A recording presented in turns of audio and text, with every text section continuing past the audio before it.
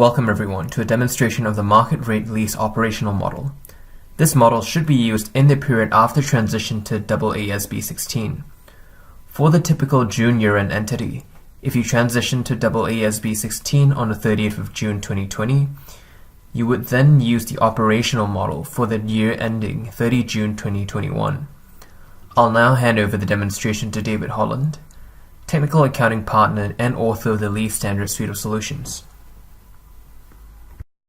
Similar to the other models, you should start by reading the user guide and listening to this video. After that, you would move to the time series. And you could see here that the transition year was 2020 in this case. The latest lease date is 2040, and then you put in the last historical month. Now, once again, the last historical month is a critical input for the model to actually work effectively. You're transitioning here for 30 June, or your financial year end here is 30 June 2021. The last historical month should be in the prior year. So in this case, it was June 2020. And that'll become important because when you add in post-transition leases, you'll notice here that these are outgoings in 2021. So in the 2021 year, that's why the historical months need to be in the prior year. So we've set the prior year to June 2020. The next thing you need to do is to import your financial statement transitional journal entries. And so this is a 10 lease model, and this will reference, for instance, this lease here will reference the at-market lease transition model. So you can either use formulas to reference that, and there's some formulas embedded in here, or you can import them manually, i.e. type them in manually. So to type them in manually, you would go to your transitional model, and you can see here that the Consolidated Lease tab, if you open up the boxes on the left-hand side, it would show you the leases and right of use depreciation go down to all those items. So you take all those items and you input them into this imported financial statement journals tab. And what that does is that sets up this model with whatever your transitional choices were. So in the example we had earlier, in the transition model, we used, for instance, option 1 to transition. So in the lease calculator, all the journal entries are on 1 July 18. If we'd used option 2 or 3, the journal entries would be on 1 July 2019. So that imports all those journals and all the assumptions that you made for the transitional years for 2020 and also the comparative year 2019. You won't need to put in any historical lease assumptions in the first year. This tab will be used when you roll the model forward. So this is a demonstration of how to use it for 30 June 2021. If you were to use it for 30 June 2022, a new column would open up in the historical. For 2021, you can start to put historical assumptions in. You then need to put in the pre-transitional lease assumptions. So once again, these are still the leases that you transition. You can see we've got 2 leases here. And if I go to the at-market lease transition model, we transition 2 leases. So you bring in the same assumptions. You bring in the start dates the same, the terms the same. This is different, and I'll come back to that. But the annual increase is the same, the increase month, the fit out, the make good, the borrowing rates, etc. are all the same. What's critically important here is that you update these 2 lease payments.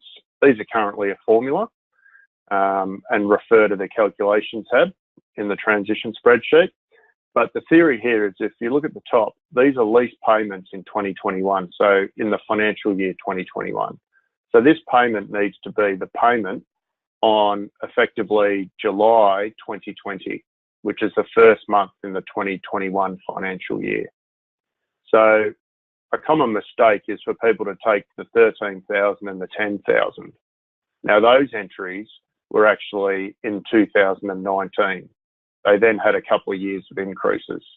So where you need to go is across to the calculations tab And you can see in the calculations tab that over here for the first lease, the payments in July 2020, which is the start of the 2021 financial year we're transitioning, were $14,061 a month for lease 1, or $11,025 a month for lease 2.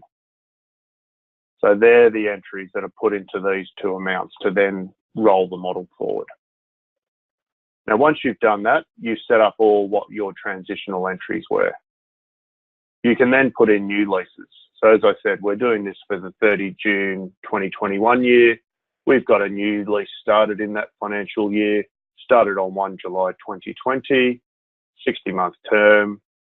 The payments per month at the start of the financial year were $10,400. It's got a 5% increase occurring in July, fit outs, options, etc. Now that is basically the only entries you need to put in to then drive the lease calculator model. Where you would go after that is to this FS Journals tab. The FS Journals tab has individual entries for each of the leases you've imported. Now this is a 10 lease model. So the first 10 leases you'll see are actually the transitional leases.